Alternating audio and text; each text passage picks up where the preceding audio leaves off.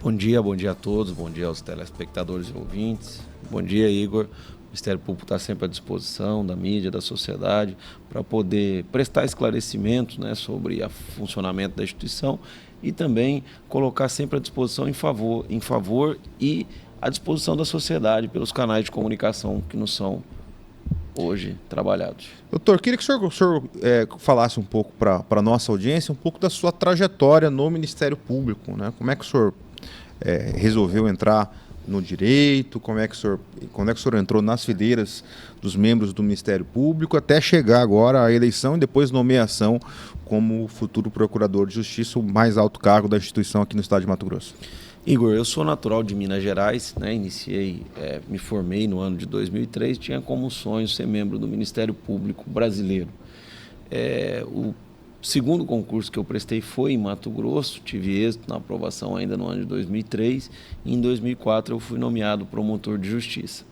Andei pelo interior, comecei em Alta Floresta, passei por Porto Alegre do Norte, tive em Pedra Preta, Itiquira, depois estive em Paranatinga, Sorriso, voltei porque já atuei lá substituindo para Rondonópolis e fiquei ali até agora, né, com a eleição de Procurador-Geral de Justiça, que em 7 de fevereiro a gente toma posse e inicia aí essa missão na chefia do Ministério Público.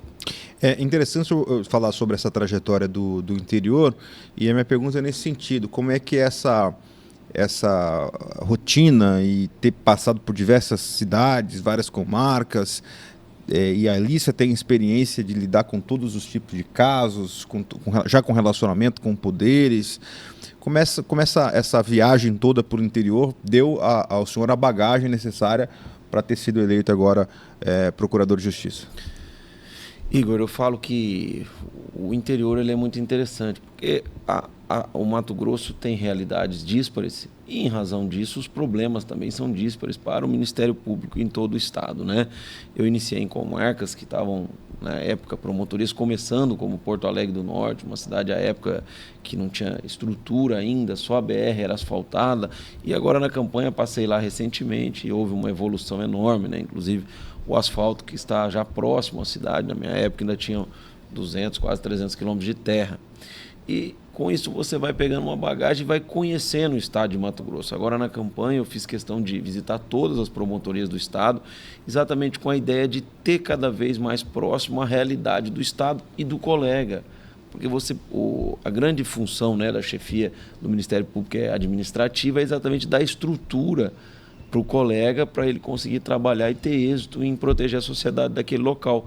E isso muda muito conforme a realidade. Em alguns municípios você tem uma realidade econômica melhor, isso faz com que a estrutura de saúde, educação seja mais avançada. Em outras você tem realidades menos favoráveis, e isso faz com que o Ministério Público tenha que dosar a sua força de trabalho, estrutura, auxílio do Estado de Mato Grosso para suprir essas necessidades. Pedro Panocchi, nos ajude aqui com a sua colaboração. Exato, doutor, bom dia. Gostaria que o senhor falasse para o nosso ouvinte como é que fica agora a questão da composição, de como o desenho, digamos, da administração do Ministério Público, mas também a partir do ano que vem, como é que será a sua conduta em relação ao GAECO, a CIRA, subprocuradores? Já está desenhado essa administração a partir de 2025, doutor? Sim, a gente começou a desenhar, né? O GAECO deve continuar aí sob a coordenação do doutor Adriano, né? Dando ênfase aí ao combate ao crime organizado, que é um problema nacional, eu venho falando. Acho que cada vez mais as instituições de combate devem trabalhar integradas. Eu quero buscar cada dia mais a integração e a tecnologia nesse combate, né? O CIRA, a doutora Anne Carini, que coordenava o CIRA até agora, vai ser subprocuradora de planejamento. Então, ela continua coordenando o CIRA ainda por algum tempo, mas deve ser substituída em breve, né? O CIRA também é uma das nossas metas, porque eu sempre digo que a sonegação acaba gerando uma concorrência desleal, e isso é muito negativo para o bom comerciante, para o bom empresário, que acaba sendo prejudicado. Ali nas outras subs, né, a doutora Kika Dorileu, né, Januária Dorileu, estaria assumindo a sub de planejamento, de administrativa. Na verdade, ambas já assumiram, né, durante agora a transição. e o Dr. Marcelo Ferra e o Dr. Adriano continuam, respectivamente, na subjurídica e na secretaria-geral. Então, essa é a composição básica aí da administração. Queremos tentar avançar o Ministério Público no atendimento ao cidadão, inclusive por meios digitais, porque a gente observa muito hoje, eu venho falando muito isso desde a campanha, que é o meio digital que aproxima cada vez mais o cidadão do poder público. E nós queremos tentar investir nessa área para trazer o cidadão mais perto do Ministério Público. Ainda nessa questão da administração, o senhor menciona, né, essa sua intenção, e foi inclusive o mote que o senhor defendeu ali, né, quando candidato. Como é que seria isso? Hoje a gente fala muito de inteligência artificial. O senhor pretende, por exemplo, se utilizar desse artifício no sentido de melhoramento dos trabalhos junto ao MPE, Ministério Público? Sem dúvida. O que eu venho falando de inteligência artificial é o seguinte: hoje a gente tem um volume de informações muito grande, e você processar essas informações manualmente é extremamente difícil. Se você usa a inteligência artificial para detectar, a título de exemplo, uma licitação ou algum ato do poder público, você possa fazer um pente fino nas empresas através da inteligência artificial. Sim. Então, ela vai apontar, eventualmente, uma empresa que já teve algum problema com o poder público, não entregou uma obra. Se ela apontar isso, o Ministério Público consegue agir preventivamente e tentar cada vez mais ser eficiente. Você tem, por exemplo, na área criminal, você tem um processo suspenso em razão da não localização do réu. Se você tiver um sistema integrado de leituras de boletim de ocorrência no país, você vai ter informação online em qualquer momento que aquele indivíduo se deparar com uma ocorrência dentro do país. E com isso você descobre a localização dele e volta a ter o trâmite normal, o processo penal. Então a inteligência artificial ela ajuda muito nessa busca de dados que traz o nosso trabalho para um patamar que até hoje não existe, porque você fazer as buscas manuais, imagina que tem uma gama enorme de processo penal suspenso, é uma tarefa praticamente inviável. Agora, se você tem um programa, um sistema fazendo isso por você e dando indicativos, olha, esse sujeito foi localizado lá na Bahia, você consegue tramitar muito mais rápido os processos. Doutor, como é que o senhor avalia a gestão atual do Dr. Deusdedit? Que avaliação o senhor faz do desempenho dele enquanto procurador de justiça? E dessa avaliação, o que é aquilo que o senhor quer continuar, aquilo que o senhor quer aperfeiçoar dentro daquilo que foi implementado nesses últimos 2 anos? O Dr. Deusdedit, sem dúvida nenhuma, fez uma das melhores gestões aí dos 20 anos que eu estou no Ministério Público de Mato Grosso. Ele avançou muito, inclusive na área tecnológica, né? Nós hoje vivemos muito da área de tecnologia, sistemas, buscou aí estruturar, e nós vamos continuar fazendo isso, o GAECO, num combate mais efetivo ao crime organizado. Estruturou órgãos da administração para que a gente tivesse mais eficiência administrativa e, ao mesmo tempo, foi criando suporte para o interior do Estado, com CAUS, porque nós temos hoje, vamos dizer assim, centros de apoio operacional, que a gente chama de CAU, que ele auxilia o promotor do interior, tanto na busca de jurisprudência, como ele auxilia na hora de buscar perícias, informações, porque hoje o direito é muito multidisciplinar. Você pega a área ambiental, você é muito dependente da questão de satélites, de informações periciais. E essa estruturação, o Dr. Deusdedit avançou bastante com ela para que a gente desse suporte às promotorias de interior e da capital também, por óbvio. A partir de 2025, 7 de fevereiro, o senhor disse, toma posse? 7 de fevereiro. O senhor entra aí num seleto time de grandes autoridades do estado de Mato Grosso. Então, nós temos no Executivo o governador Mauro Mendes, na Assembleia será o deputado estadual Max Sussi, no Tribunal de Contas nós temos o conselheiro Sérgio Ricardo, temos o presidente do Tribunal de Justiça. São instituições que fortalecem o Estado Democrático de Direito e são as que organizam e coordenam o Estado como nós conhecemos. Como é que vai ser para o senhor conviver com essas outras instituições, representando uma das principais instituições, que é o Ministério Público, e perante a sociedade, talvez, aquela que maior tenha credibilidade perante o cidadão? Como é que o senhor se sente representando essa instituição e também como é que vai ser o relacionamento com essas outras que eu citei? Bom, Igor, para mim é uma honra, né, de poder representar o Ministério Público através da confiança dos meus colegas, do governador Mauro Mendes. E eu sempre falo assim, as instituições públicas, todos os poderes, eles têm um objetivo comum, que é trazer melhorias na qualidade de vida do cidadão, organizar o Estado para que o cidadão tenha uma boa prestação de serviço público. Eu sempre defendi que essa convivência ela tem que ser independente e harmônica, porque ninguém consegue trabalhar sozinho. Os poderes, o Ministério Público é umbilicalmente ligado ao Poder Judiciário, nós levamos nossos pleitos ao Poder Judiciário. Então essa convivência ela é sempre independente, mas ela deve ser harmônica e as instituições devem dialogar para resolutividade de problemas. Eu falo que a gente saiu já dessa esfera do processo judicial, o Ministério Público vem evoluindo muito na área do quê? Na área de acordos, na área de diálogo, seja com o réu numa NPP, né? Seja com o requerido na área do patrimônio público, e seja através de termos de ajustamento de conduta, que abrangem ambiental, várias áreas, cidadania, etc. Porque o que se observou, eu acho que durante todos esses anos, Igor, é que o processo naquele modelo antigo, demorando 10, 15 anos, ele não entrega à sociedade o resultado que ela precisa no momento que ela precisa. Então, com o diálogo, às vezes se fazem concessões mútuas, né? Óbvio, sempre dentro da legalidade, e isso faz com que o resultado chegue mais rápido à sociedade. A exemplo que demos aqui do CIRA, que hoje recupera milhões e milhões através de acordos na área de sonegação. A NPC igual, o Ministério Público vem trabalhando, né? A gente está até compilando esses dados, mas você tem esse ano quase 200 milhões recuperados na área de patrimônio. E isso é possível porque começou-se a abrir o diálogo com, né, a defesa dos requeridos e diálogos com a sociedade como um todo, né, ainda que ela seja requerida num procedimento, para que o resultado fosse mais rápido. Isso tira do cidadão aquele peso de estar respondendo a um processo civil ou criminal e, ao mesmo tempo, dá eficiência ao trabalho do Ministério Público em devolver aqueles recursos, em realocar aquilo que foi sonegado, em buscar realmente soluções. O que eu venho defendendo há muitos anos é que o Ministério Público é um instrumento de pacificação social. E para você ter uma pacificação social, você tem que ter uma resolutividade mais rápida das demandas da sociedade. 8h26, Pedro? Doutor, ainda em relação especificamente à questão do desmatamento, né?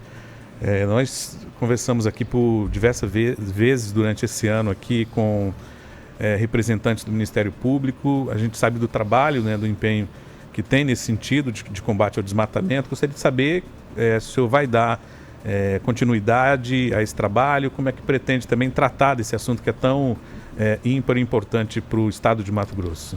Bom, o combate, né, ao desmatamento é uma meta de qualquer administração do Ministério Público. A gente deve, hoje os satélites evoluíram muito o nosso trabalho, né? Eu diria que 90% do aviso de como começa hoje um procedimento na área do meio ambiente advém de satélite, vamos dizer assim, de pesquisas que são feitas através dos satélites. O combate ao desmatamento, a gente tem que sempre, né, nós estamos dentro de um estado agrícola, né, e existem bons, né, representantes aí da área.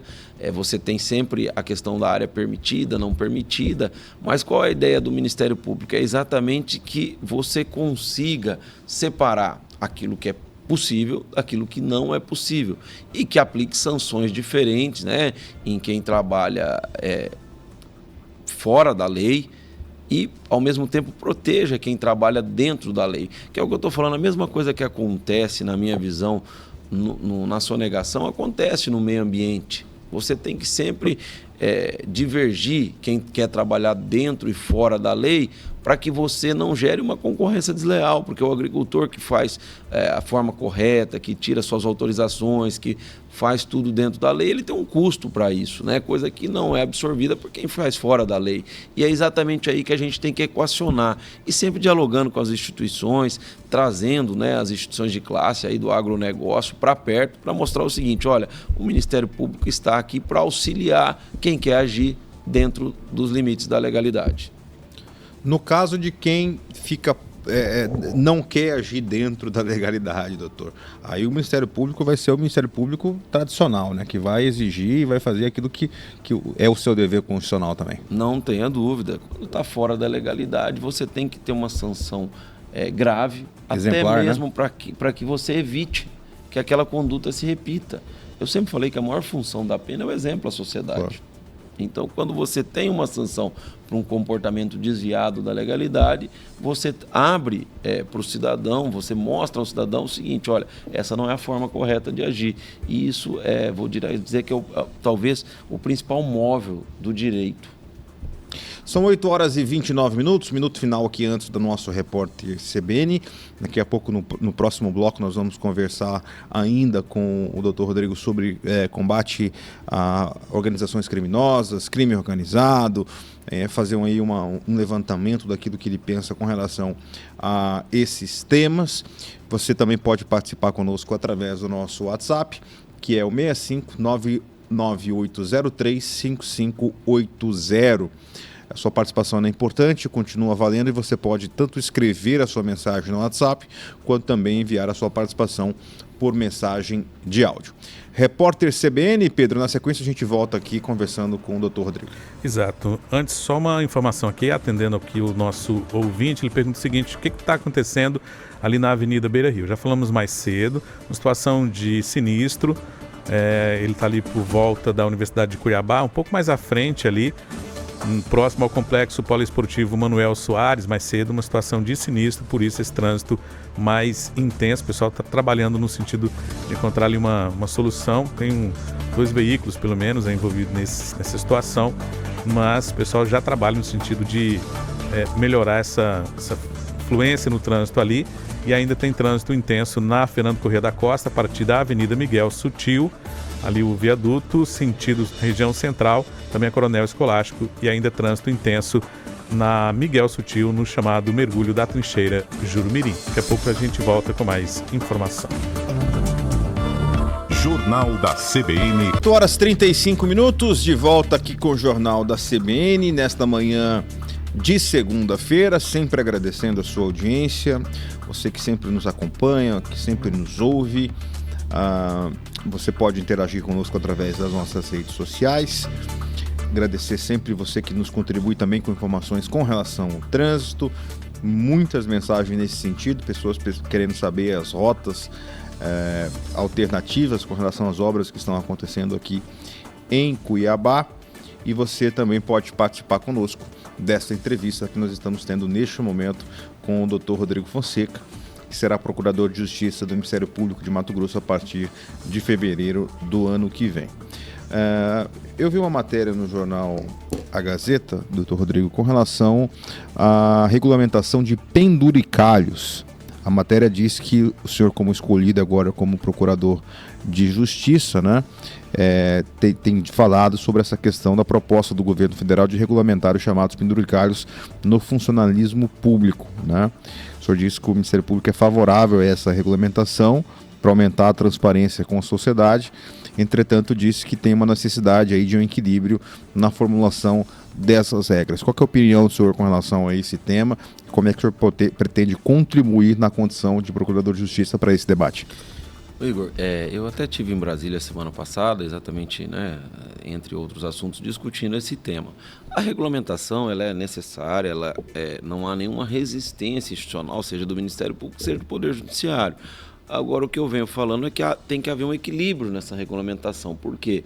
Porque você vai ter, dentro do Poder Judiciário, dentro do Ministério Público, acúmulo de funções, um trabalho de plantão de final de semana, um trabalho durante um recesso, e você tem que ter uma discussão de ter uma forma de retribuição, seja pecuniária ou através, né, de outra forma, como a sujeito ter aqueles dias para depois tirar, né?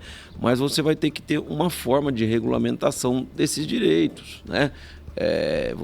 Por exemplo, você discute às vezes o auxílio saúde, quer dizer, é plenamente normal que uma empresa forneça, ou seja, um plano de saúde, ou seja, né, um valor em pecúnia para esse objetivo aos seus funcionários. E o poder público não é diferente. Você tinha aqui no Mato Grosso, até pouco tempo, o MT Saúde, né? Enfim, todo o poder público ele tem essa discussão e uma forma de cuidar da saúde dos seus servidores, que são o seu maior patrimônio. Então, a gente jamais falou, olha, nós não queremos que regulamente, mas que na regulamentação você tenha exceções a questões de acúmulo, senão você gera situações, Igor, que eu venho falando. Se você às vezes tem um promotor ou um juiz que acumula funções e outro que não. Se você dizer, olha, não vai ter nenhuma retribuição, seja financeira ou seja de qualquer espécie, para essa pessoa que acumula funções, você corre o risco de amanhã todo mundo falar, olha, eu não vou exercer a função porque eu não vou ter nenhum tipo de retribuição, né, por ela. Então é nesse sentido que a gente sempre clama ao Congresso que entenda como funcionam as carreiras e faça uma regulamentação de forma que fique justa e que evite até mesmo que serviços sejam cortados da sociedade. Nós trabalhamos em regime de plantão permanente. Se você for à noite, vai ter alguém que vai manifestar nesse processo, né? Durante qualquer horário, mesmo fora do expediente forense. E tudo isso sempre tem que ter uma escala, tem que ter uma discussão e você vai ter que ter algum tipo de retribuição para as pessoas fazerem aquele trabalho. Como é que o senhor vai conduzir o relacionamento do Ministério Público de Mato Grosso com a sociedade civil, né? Seja através de diálogo, de entrevistas, que é o meu caso que o senhor está fazendo aqui, apoiando eventos, simpósios, palestras. Uma das marcas do Dr. Deusdedit foi justamente a participação do Ministério Público apoiando diversos eventos e até realizando também eventos no sentido de esclarecer a sociedade, esclarecer determinadas instituições, o cidadão comum, daquilo que é seu dever, daquilo que é seu direito, daquilo que é da sua obrigação. E a gente vê isso um fenômeno muito mais recente, né? Antigamente o Ministério Público tinha naturalmente pós-Constituição de 88, uma figura muito mais fechada no sentido, olha, é aquele que processa, é aquele que defende a sociedade, mas era uma figura do promotor muito mais do tribunal de júri do que um promotor envolvido com a sociedade nas discussões dos temas. Como é que o senhor pensa sobre o comportamento da instituição com a sociedade civil?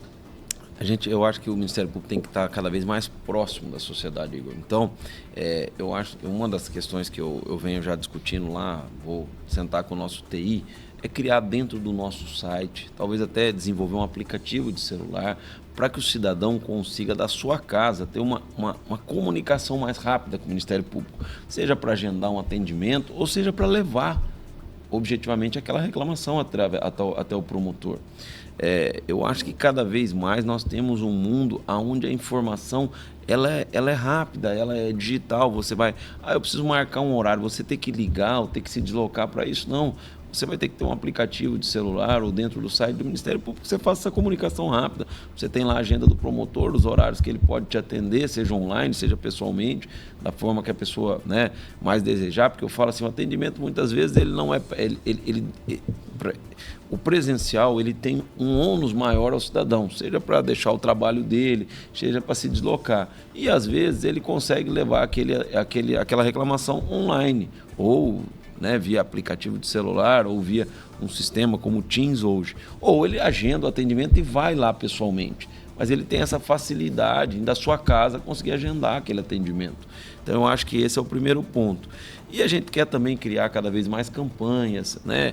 Participar, seja de entrevistas, seja de simpósio, em qualquer local ou outras instituições. Eu sempre falo que o relacionamento interinstitucional ele é importantíssimo, porque a gente tem que ouvir o outro. Nem sempre você chega, vamos dizer assim, a uma congruência total de ideias, mas você vai desenvolvendo pensamentos, você vai ouvindo a divergência e buscando um denominador que satisfaça a sociedade. Eu falo muito sobre... Você às vezes tem obras públicas que afetam uma comunidade. Você ir lá próximo à comunidade, ouvir a comunidade, ouvir o outro lado, ouvir o Estado, ouvir o município, para cada um conseguir colocar ali na mesa quais são as suas dificuldades em achar, vamos dizer, qual é a obra ideal para aquela comunidade. Então eu acho que essa interlocução com a sociedade, você sair do seu gabinete, você conseguir ouvir a sociedade, é importantíssimo. Você tem uma informação muito mais qualificada quando você está mais próximo da população. Pedro Panoc? Doutor Rodrigo, a gente sabe aqui em Mato Grosso, né, nos últimos dias, nos últimos tempos, a questão das organizações criminais, mais nitidamente as facções. Isso inclusive ensejou a criação por parte do governo do estado de uma nova secretaria, ensejou também mais recentemente, né, uma força-tarefa chamado Tolerância Zero. O senhor tem acompanhado, tem experiência em outros municípios, sabe que infelizmente essas facções acabaram avançando, é óbvio que não existe um domínio, não é isso que a gente está colocando aqui, mas tem de fato um avanço dessas facções no estado de Mato Grosso. Como é que o Ministério Público vai trabalhar nessa parceria, no sentido de também estar junto no combate ao crime organizado aqui no estado, doutor? Então, o combate às facções criminosas, ele é um problema nacional. Eu sempre falo que ele não é um problema do estado de Mato Grosso. Eu diria até que o estado de Mato Grosso está avançado, no sentido que você não vê locais dentro do estado de Mato Grosso onde o estado não tem acesso, né? Nós não temos esses problemas e esperamos não ter. O Ministério Público está estruturando cada vez mais o GAECO para que o GAECO auxilie nesse combate. E é o que eu falei no começo da conversa, você vai ter que ter cada vez mais um diálogo, uma interação entre as forças do Estado. Porque a Polícia Militar, com Tolerância Zero, a Polícia Civil com o GCCO, o Ministério Público com o GAECO, a própria Polícia Federal, elas têm que agir integrados. Porque quando você tem integração, você integra informação e você integra as ações de combate. Então eu não tenho dúvida que o primeiro passo, tomando posse, o objetivo de fazer isso, é trazer os representantes do GAECO, do Ministério Público. Nós não temos GAECO só na capital, nós temos GAECO em Sinop, temos GAECO em Rondonópolis, temos em Cáceres, né? Temos em Barra do Garças. Trazer esses representantes para que a gente gere uma força integrada de combate. Cada um trazendo as informações que possui, com a forma que pode auxiliar nesse combate, porque todos juntos, com certeza, a gente tem mais condições de ir enfraquecendo as facções e, ao mesmo tempo, entregando, né, para a sociedade a punição necessária a essa forma de criminalidade que hoje eu acho que é o maior problema da justiça criminal. Como é que o senhor avalia essa decisão do governador Mauro Mendes em criar esse comitê, né, que a partir do momento que o senhor tomar posse, o senhor vai fazer parte desse comitê integrado das instituições, mas também esse plano Tolerância Zero, onde serão criadas delegacias especializadas, uma força-tarefa do Estado em parceria com diversas instituições, inclusive o Ministério Público, para ter tolerância zero ao crime organizado aqui em Mato Grosso. O senhor é favorável a esse tipo de comitê? Como é que o senhor pretende contribuir com ele?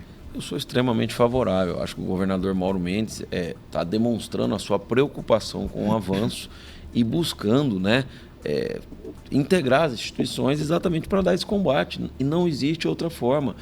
Isoladamente, nós não vamos conseguir avançar como a gente consegue avançar se houver uma integração. A Polícia Militar tem sua inteligência, a Polícia Civil tem sua inteligência, o Ministério Público dentro dos GAECos, CSI, tem sua inteligência. Esses órgãos, eles têm que falar juntos, eles têm que dialogar. Até porque se vem uma prisão, ela vem para o Poder Judiciário, ela vem para o Ministério Público. E a gente tem que entender cada vez mais esse contexto, ter mais informações do contexto, para que você possa contribuir e, ao mesmo tempo, ir aplicando a norma de forma rápida, eficiente. A questão probatória no direito ela é muito importante. Porque não adianta você só conduzir um sujeito. Você tem que conduzir com o material probatório necessário para que aquilo se torne um flagrante. E para aquele flagrante, no segundo momento, após a investigação, se torne uma condenação. Então, não adianta a gente ter ações descoordenadas, de forma que você tenha, a título de exemplo, não estou dizendo que isso acontece, claro, muitas conduções, mas sem nenhum material probatório suficiente, às vezes nem mesmo para um flagrante. Aí aquilo ali não evolui, você acaba tendo conduções que não trazem resultados práticos, efetivos, porque não geram condenações. Então eu acho que o combate ao crime organizado ele tem que ser feito de forma concatenada, com inteligência e com material probatório suficiente para que você consiga o êxito naquilo que é a finalidade última do direito penal, que é obter uma condenação e segregar aquele indivíduo da sociedade que está se mostrando com um comportamento socialmente reprovável. O senhor citou um ponto interessante aqui com relação a um passado recente, que nós tínhamos basicamente toda semana operações. Eu me recordo que a gente, quem é da imprensa, amanhecia, olha, cada dia você tinha que sair descobrindo o que significava o nome da operação. Era tanta operação, né, aqui em Mato Grosso, em outros estados também, não só pela Polícia Federal, Ministério Público Federal, Ministério Público do Estado, Polícia Civil, enfim. Eu percebo que teve uma redução nessas operações e uma efetividade maior, ou seja, nem sempre aquela operação dava no resultado final, que era aquilo que o senhor está dizendo, olha, que é o que? A condenação ou absolvição, caso o indiciado, o réu fosse inocente. Mudou essa mentalidade das autoridades, não só do Ministério Público, mas também da própria polícia, seja federal ou civil, com relação a esse tipo de ação? Ou seja, a operação ela vai acontecer quando de fato tem um motivo para acontecer? Igor, eu sempre falo em relação à operação que todos nós aprendemos com acertos e erros, né? Tem que estar sempre tentando. Acho que essa é a premissa básica de qualquer instituição pública ou privada. Agora, o que se observou com o tempo é que não adianta você ter um excesso de operações, mas com pouca qualidade probatória. Por quê? Porque aquilo ali, geralmente, o desfecho final é negativo para o poder público, porque ou ele não consegue desvendar verdadeiramente, ou até mesmo saiu de premissas que se mostraram inverídicas durante o processo criminal. E aquilo tem um ônus, né, para o cidadão, que também não é positivo e não é desejado pelas instituições públicas, né? Então, o que se busca hoje? Ter uma qualidade melhor de investigação, para a operação ser uma espécie de desfecho da investigação, e não início. Correto. A operação deve ocorrer no final, quando você já tem um material probatório que demonstra indícios muito fortes e que você precisa, vamos dizer assim, eu preciso coroar essa investigação com algum material probatório que eu só vou conseguir com um método mais invasivo. E é nesse momento que a operação deve acontecer. Eu sempre falo que a proteção do Estado, ela deve você proteger o cidadão, você aplicar o direito penal, deve ser feito de forma que você também preserve, né? Seja a honra, a dignidade do cidadão. E para que isso aconteça, você tem que ter o quê? Você tem que, previamente a operações, ter um material probatório mínimo, né? Talvez há algum tempo se buscou, no afã de fazer o correto, muitas vezes você tinha uma operação que acontecia ainda no momento embrionário da investigação. E se percebeu que isso não é positivo, que ela deve ser o final e não o início. Durante a coletiva de lançamento do programa Tolerância Zero, o Dr. Deusdedit deu uma declaração ali que repercutiu muito com relação à relação entre advogados e clientes que já estão detidos ou presos envolvidos com o crime organizado. Essa declaração foi logo rebatida pela presidente da Ordem dos Advogados do Brasil e teve aí uma réplica que foi do governador Mauro Mendes, que saiu em defesa do Dr. Deusdedit e do Ministério Público, dizendo, olha, essa fala foi mal interpretada porque ele não falou de todos os advogados, ele falou de advogados que já respondem ou que já foram, têm provas de que têm envolvimento com seus clientes e são utilizados ali como porta-vozes, arautos do crime organizado para fora das penitenciárias, né? Como é que o senhor observa esta situação e como é que vai ser a postura do senhor com relação a esse tipo de caso? Igor, a OAB é um pilar democrático, né? E nós temos um respeito enorme pela advocacia, que é uma parceira do Ministério Público. E o que eu venho dizendo, né? A OAB também não tem interesse nenhum, tenho isso por certo. A OAB também deseja combater o crime organizado. Então ali eu acho que foi, né, de forma, na minha opinião, até desnecessária, explorada a fala do Dr. Deusdedit, porque o que o Dr. Deusdedit deixou claro, e eu concordo com ele, você tem hoje uma proteção deficiente ao cidadão. O crime organizado está conseguindo trabalhar dentro das penitenciárias. Recentemente foi criada uma Secretaria de Estado exatamente para ir melhorando essa situação. Se você tem uma proteção deficiente, você tem que discutir como evoluir essa proteção. É óbvio que isso não pode impedir o direito de defesa das pessoas. Porém, você também não pode utilizar um direito constitucional que nunca é absoluto para simplesmente falar, olha, está vedado qualquer tipo de novo procedimento de trabalho dentro das penitenciárias. Então a discussão é essa, a discussão vai ser travada em companhia da OAB, a OAB tem que participar das discussões, que é quem garante o direito de defesa. Agora, se você tem uma proteção deficiente, você vai ter que evoluir ela. Nós estamos falando que vai gravar todas as conversas, não estamos dizendo isso, mas que se de alguma forma, um profissional que é sempre exceção está se comportando de forma incorreta, aquilo de alguma forma tem que vir para a do Estado combater. Não pode você falar, olha, eu vou impedir o Estado de combater um comportamento que está se desgarrando da legalidade. E é nesse sentido que o Ministério Público sempre vai trabalhar. Pedro? Obrigado, Igor. Doutor, o senhor mencionou, passou por diversas cidades aqui do estado de Mato Grosso. Naturalmente, cada cidade tem as suas peculiaridades. A gente fala de um estado, de um tamanho característico, inclusive de alguns países, né? Então, é um estado continental, dimensões continentais. É óbvio que tem problemas que são similares aqui, vai ser assim em outros municípios.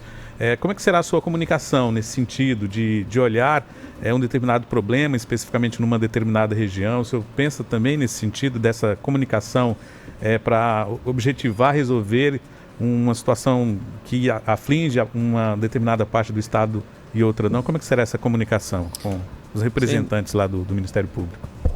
Sem dúvida, Pedro. O Ministério Público está presente em todo o estado de Mato Grosso.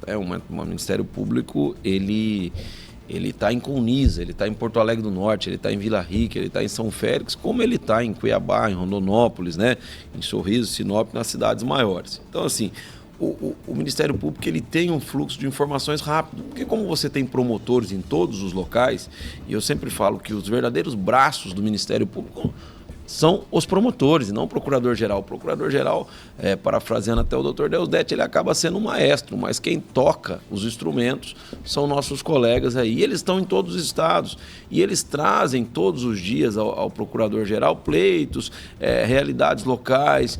Olha, aqui nós temos um problema, na verdade, com extração de madeira ilegal. Aí você pega outro município, o problema já é outro. Olha, nosso problema aqui é o tráfico, como ali mais próximo à fronteira de Cáceres. E a gente vem tendo interlocução com todos os colegas, eu venho buscando muito isso e pedi isso durante, vamos dizer, a campanha onde eu fui visitar os colegas, que eles tragam as informações para que a gente possa dar esse suporte. O GAECO do interior, por exemplo, ele não está em todos os municípios, mas talvez a gente pudesse integrar as polícias como um braço de informação a esses GAECOs regionais.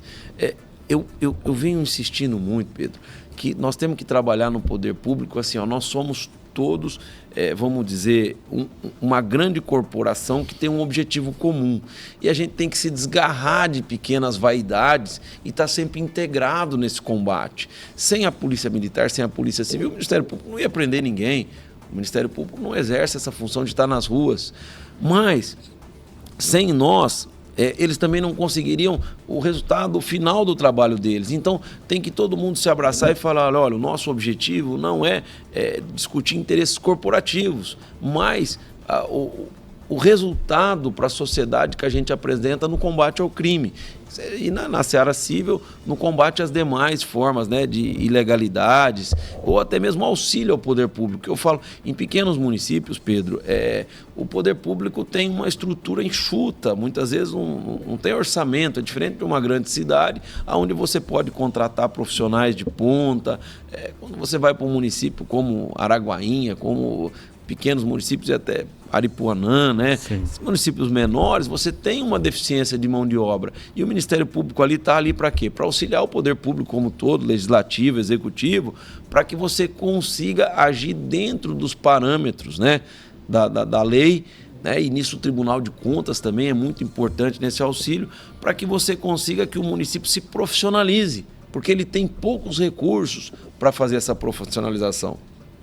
Doutor, é um outro assunto importante que nós estamos vivendo de uns tempos para cá, e notadamente neste final de ano, é a questão da saúde pública em Cuiabá, né? Tem uma reunião que foi convocada pelo doutor Orlando Perry, desembargador Perry, envolvendo vários atores importantes. A ideia é que se evite um caos que já existe, mas que se agrave esse caos nessa reta final de transição de governo. Como é que o senhor pretende atuar e qual que é a avaliação que o senhor tem com relação a uma possível nova intervenção? Enfim, como é que o Ministério Público está acompanhando aí essa questão da saúde aqui em Cuiabá? Então, eu já falei outras vezes, não atuo diretamente na área. O Dr. Milton Matos é o promotor da saúde, que vem trabalhando de forma muito competente essa questão. E a questão da intervenção, eu entendo que nós estamos aí numa fase praticamente de transição, né? Final de um mandato, começo de outro, né? E eu entendo que talvez não seja o momento mais propício, talvez seja mais proveitoso você dizer em um diálogo, né? Da transição, quem está saindo, quem está entrando, o governo do Estado, para buscar a resolução do problema, né? A intervenção, eu sempre falo assim, ela é a última ratio, ela é a última ideia em tudo, né? Só o nome intervenção quer dizer que você está onde você não deveria. Então você só pode entrar ali quando a situação fica, como você mesmo disse, caótica, e você fala, olha, se não houver uma intervenção, nós vamos ter um caos total para a população. Mas eu acho que a questão da saúde deve haver uma integração eu falo futura porque nós estamos falando em poucos dias, 10 dias, né?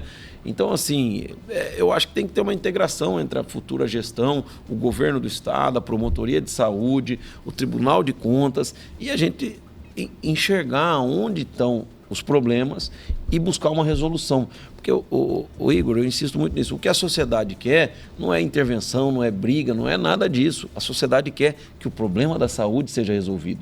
Então, qual é o maior objetivo das instituições públicas? Olha, nós temos um problema, temos que diagnosticar esse problema.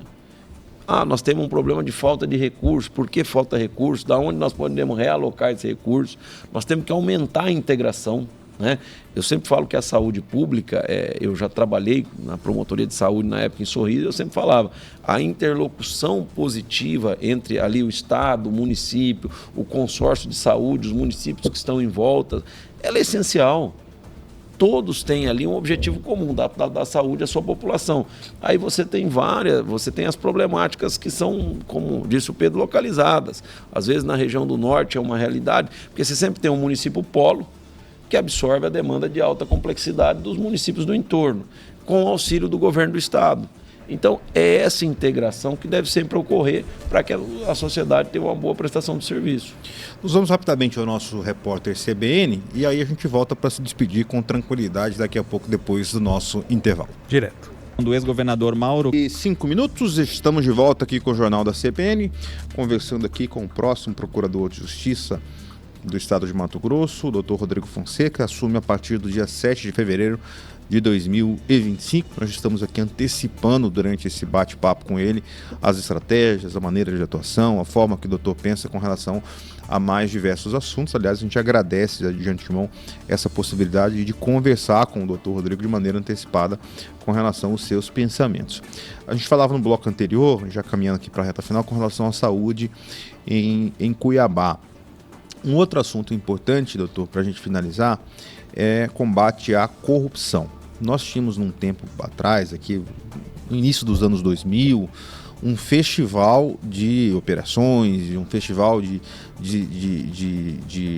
punições, inclusive, a políticos corruptos. Existia uma demanda reprimida da sociedade com relação ao combate à corrupção, ao crime de colarinho branco, como era chamado à época.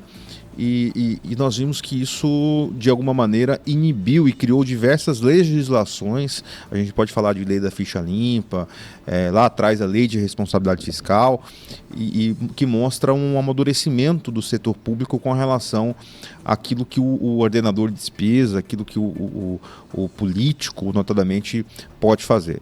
Nós não estamos isentos nem da corrupção e nem da incompetência, e quando o gestor público soma esses dois ingredientes, geralmente a gente tem aí administrações, gestões que são extremamente fracassadas. E o Ministério Público é o grande guardião da sociedade no que se refere ao acompanhamento da performance de indivíduos, de administradores, não só por incompetência, que acaba gerando prejuízos à sociedade, mas também à corrupção.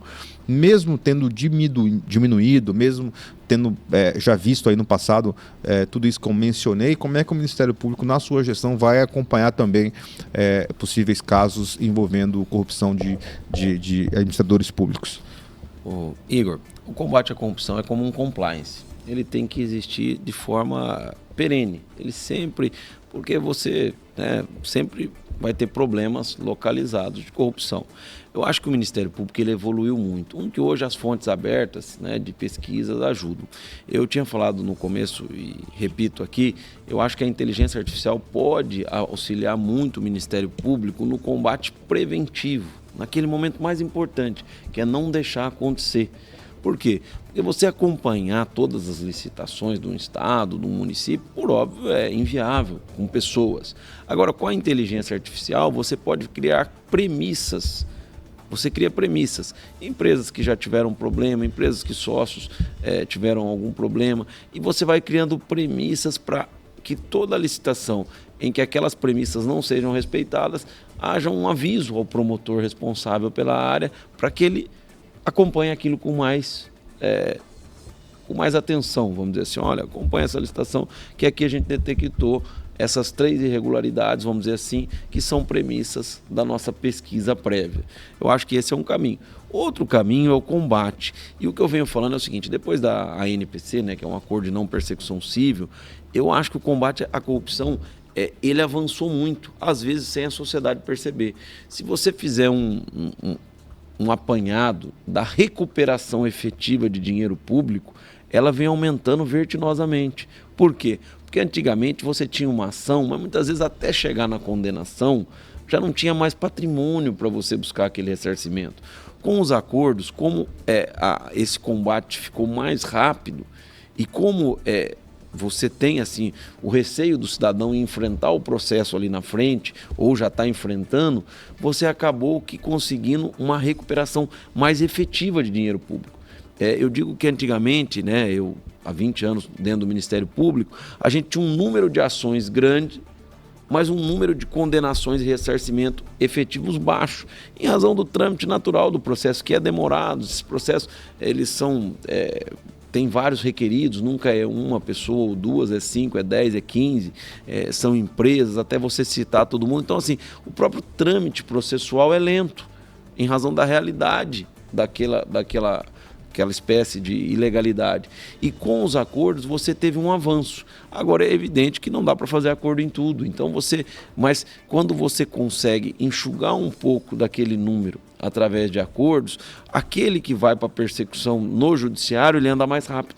Porque o que não precisava estar ali, você conseguiu, vamos dizer assim, eliminar no início, através de acordos. Então o Ministério Público, através das promotorias do patrimônio público, ele vem evoluindo muito. Inclusive nós estamos compilando dados. Nós temos aí, são milhões e milhões de reais recuperados anualmente para o poder público. E de forma rápida. O que eu estou falando, no acordo, você inicia uma investigação, na finalização dela você já está trazendo o dinheiro de volta para o Estado, quando na ação você demoraria mais 10 anos para chegar a esse mesmo resultado. Às vezes, só filosofando um pouco sobre esse tema, a sociedade, ela, quando vê um caso de corrupção, ela espera assim, olha, teve operação, o político ele foi preso, entretanto, a prisão ela era preventiva, era algo para investigação, e ficava aquele sentimento, mas ele saiu... Pô, mas mesmo se ele fosse condenado, ele não estaria preso, né?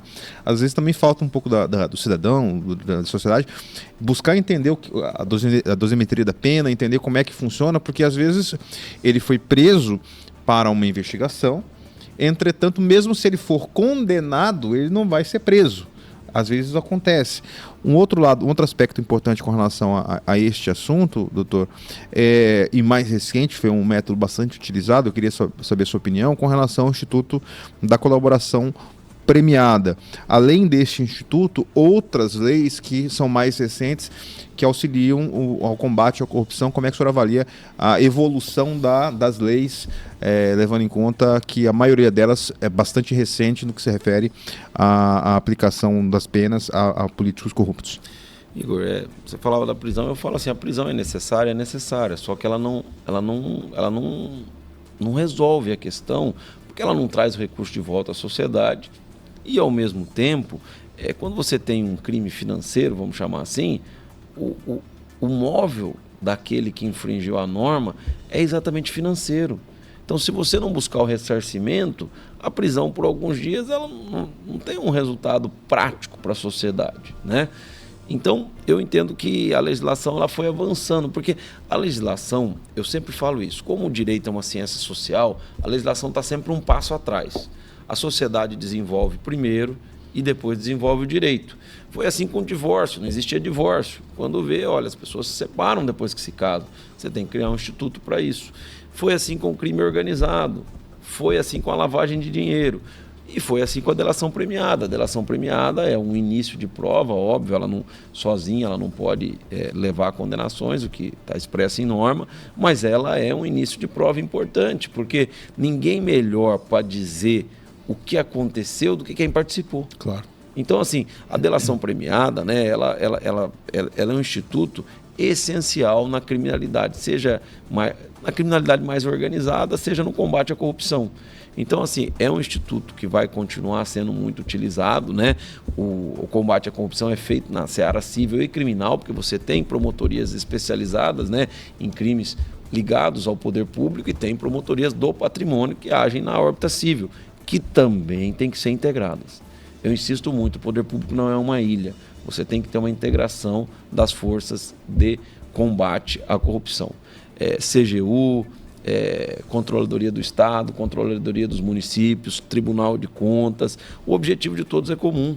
Então, a gente tem que se integrar para poder evitar que isso aconteça e, se acontecer, que seja punido em todas as searas. O Ministério Público na seara mais judicial, Tribunal de Contas na seara administrativa, né?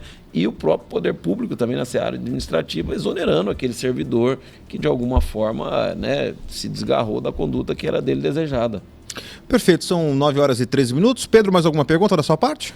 Eu tenho uma dúvida aqui, Igor, rapidinho. O doutor já mencionou essa questão de aproximação do Ministério Público, né, com a sociedade, e eu tenho um questionamento mais notadamente em dois aspectos, em relação à justiça social e na defesa dos direitos humanos. Durante esse ano nós fizemos aqui, em parceria com o Ministério Público, várias entrevistas, e ficou muito claro em um determinado momento, doutor, que as minorias, elas vão atrás dos seus direitos e, por vezes, só são, de fato, escutadas quando chegam no Ministério Público estadual. Como é que será o seu direcionamento nesse aspecto especial, nesses dois aspectos, justiça social, defesa dos direitos humanos, especialmente em relação às minorias? O Ministério Público está sempre de portas abertas para acolher as minorias, né? O Ministério Público tem promotorias, sejam das cidadanias ou mais especializadas aqui em Cuiabá, né? Aqui em Cuiabá nós temos uma específica dos direitos humanos, né? Mas o Ministério Público está ali, qualquer pleito, seja de minoria, seja de maioria, aquele pleito que encontra, né, guarida na lei, o Ministério Público está ali para ouvi-lo e buscar as soluções, né? O Brasil evoluiu muito, né, nas ações afirmativas em favor das minorias. Acho que o Brasil ele teve vários saltos, né?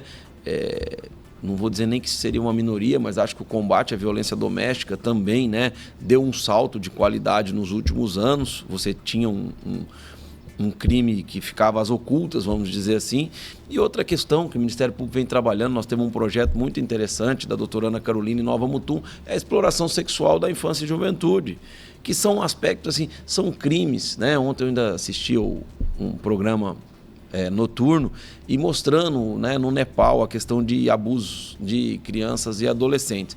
Então, essa é outra seara que o Ministério Público tem que atuar, né? O Ministério Público tem que trazer o cidadão para o seu lado, para o cidadão mostrar para ele o que está acontecendo e nós podemos auxiliar, né? E nos direitos humanos, idêntico. Eu sempre falo assim, a audiência de custódia, ela já evoluiu no direito do cidadão, ainda que infringiu a norma, deve ser tratado com respeito. Eu sempre falo que o Ministério Público não tem nada contra a pessoa do criminoso, tem contra o fato que ele cometeu. o fato não se enquadra na norma e você está ali para fazer aquela aplicação da norma ao fato. Mas a pessoa, a ideia sempre é o quê? Recuperar, é que ela não volte a infringir a norma. Né? E eu acho que nós estamos aí no Brasil numa evolução muito grande, Pedro, no espaço da minoria. Hoje você tem vagas em concurso público, né? Você pode, o próprio deficiente, né? Nós estamos tentando cada vez mais trazer a proteção do Estado para essas pessoas, né? E isso é feito com norma, mas é feito também com educação, com comunicação. Eu sempre falo que a mídia, ela exerce um papel essencial, que é levar à sociedade o recado, contar para a sociedade, olha, você tem direito. Muitas vezes você tem uma população muito vulnerável que ela não tem nem acesso a essa informação, ela não fica sabendo que ela tem aquele direito. Então é importante que nós todos, né, eu sempre vou estar à disposição de todos os meios de comunicação exatamente para levar essa mensagem à sociedade. Se você tem um problema, se o seu direito está sendo violado, vá ao Ministério Público. Nós estamos lá para te escutar e dar para você a proteção que seja possível dentro da lei. Muito bem, 9h18. Doutor Rodrigo, obrigado pela sua participação aqui conosco nesta manhã. Muito sucesso durante a sua gestão no Ministério Público do Estado de Mato Grosso. Que Deus te abençoe e que o senhor volte aqui mais vezes. A CBN está sempre à sua disposição. Amém, Igor. Eu que agradeço a CBN, né, pela atenção, Pedro. Nós estamos sempre à disposição. O Ministério Público é a casa do povo mato-grossense, no caso do Ministério Público Estadual. Nós somos a casa do povo. O nosso objetivo único é trazer uma melhor qualidade de vida para a população mato-grossense e, ao mesmo tempo, buscar defender os direitos da sociedade e buscar soluções. Eu venho insistindo assim, o nosso mundo moderno não é mundo de buscarmos problemas. Nós temos que buscar soluções e entregar para a sociedade aquilo que ela espera de nós. Muitíssimo obrigado. 9h18, intervalo e voltaremos em instantes.